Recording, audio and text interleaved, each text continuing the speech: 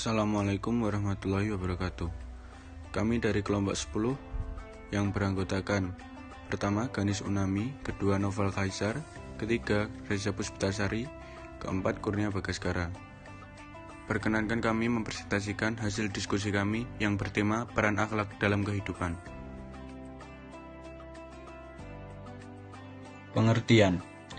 Akhlak merupakan bentuk jamak dari kata khuluq yang berasal dari bahasa Arab dengan arti perangai, tingkah laku, atau tabiat. Berdasarkan istilahnya, akhlak merupakan sifat yang tertanam di dalam diri seorang manusia yang bisa mengeluarkan sesuatu dengan senang dan mudah, tanpa adanya suatu pemikiran dan paksaan. Seseorang dapat dikatakan berakhlak jika perbuatan baik yang dilakukan timbul dengan sendirinya, didorong oleh motivasi dalam diri, dan dilakukan tanpa banyak pertimbangan pemikiran apalagi pertimbangan yang sering diulang-ulang, sehingga terkesan sebagai keterpaksaan untuk berbuat. Macam-macam akhlak.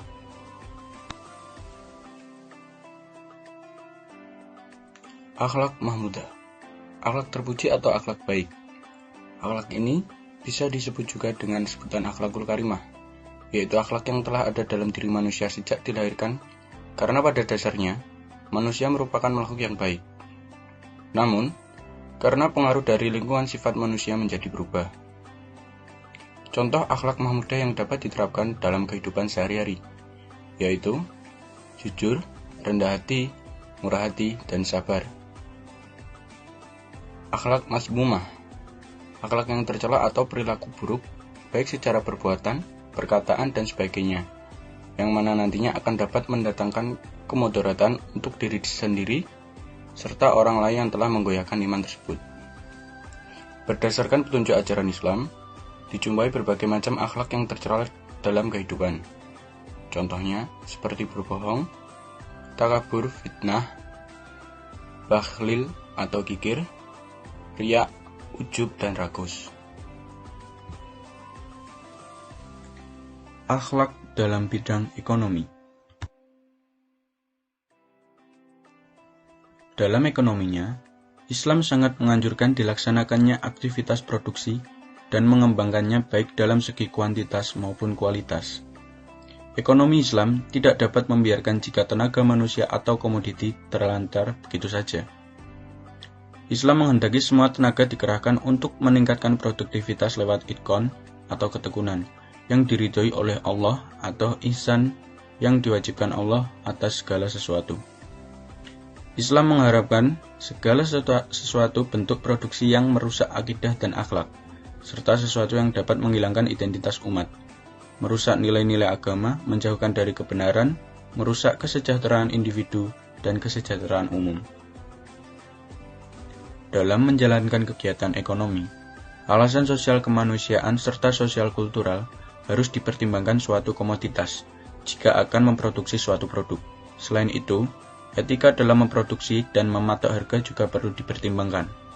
Berikut merupakan beberapa etika yang harus diterapkan oleh setiap produsen dalam memproduksi barangnya.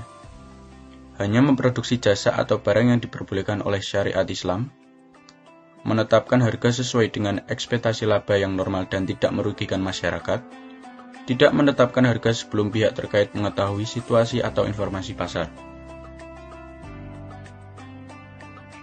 Dalam ekonomi Islam, hubungan antara produsen dan konsumen memiliki konsistensi dan keteraturan yang menyeluruh. Produsen tidak akan berlaku serakah sebab pada hakikatnya, harta yang dimilikinya merupakan amanah. Quran Surat Al-Kahfi ayat 46. Dan konsumen pun juga tidak serta menginginkan kepemilikan lebih dari kebutuhannya yang dapat merugikan konsumen lain. Akhlak dalam bidang konsumsi. Dalam memenuhi kebutuhan hidup umatnya, Islam mengatur setiap perilaku pengikutnya. Peraturan tersebut terdapat dalam Al-Quran dan As-Sunnah. Hal tersebut dilakukan agar setiap umat muslim dapat mendapatkan berkah dan kesejahteraan dalam menjalani kehidupannya. Salah satu ketentuan yang dibuat oleh Islam tentang adab konsumsi adalah makanan dan minuman yang dikonsumsi harus halal, seperti yang dikatakan Rasulullah dalam hadisnya. makanan yang diharamkan dalam Al-Quran surat Al-Baqarah ayat 173 pada pokoknya ada 4, yaitu yang pertama bangkai, yang kedua darah, yang ketiga babi, dan keempat binatang yang ketika disembelih menyebut selain nama Allah. Etika dalam mengkonsumsi sesuatu sesuai adab Rasulullah. Yang pertama, membaca basmalah sebagai bentuk rasa syukur. Yang kedua, mencuci tangan sebelum dan sesudah makan untuk menghindari kuman penyakit. Yang ketiga, tidak berlebihan saat makan, karena Islam mengajarkan untuk bersikap sederhana. Keempat, tidak bersandar saat makan, sebab akan berbahaya bagi pencernaan lambung. Kelima, makan bersama-sama dan tidak menyendiri, untuk menciptakan kebersamaan dan nuansa penuh kasih sayang. Akhlak dalam bidang bisnis. Seperti yang dijelaskan dalam Al-Quran surat As-Saff ayat 10-12, bisnis dan akhlak bukanlah dua hal yang bertentangan, karena bisnis yang merupakan simbol dari urusan duniawi juga dapat dianggap sebagai bagian penting dari hal-hal yang bersifat investasi akhirat. Artinya, jika orientasi bisnis diniatkan sebagai ibadah dan merupakan totalitas kepatuhan kepada Tuhan, maka bisnis dengan sendirinya harus sejalan dengan kaidah-kaidah moral yang berlandaskan keimanan kepada akhirat. Dalam menjalankan kegiatan bisnis, agar dapat berjalan dengan baik sesuai ajaran Islam, pelaku bisnis perlu menerapkan sikap seperti berikut. Yang pertama, niat yang benar, menginginkan kebaikan untuk diri sendiri dan orang lain. Yang kedua, akhlak yang luhur, seperti dengan berbuat jujur, amanah, qanaah, dan memenuhi janji. Yang ketiga, komitmen dengan berbagai peraturan yang ada, untuk mencegah mafsadah atau kerusakan, dan tidak mencampakkan diri ke dalam kebinasaan.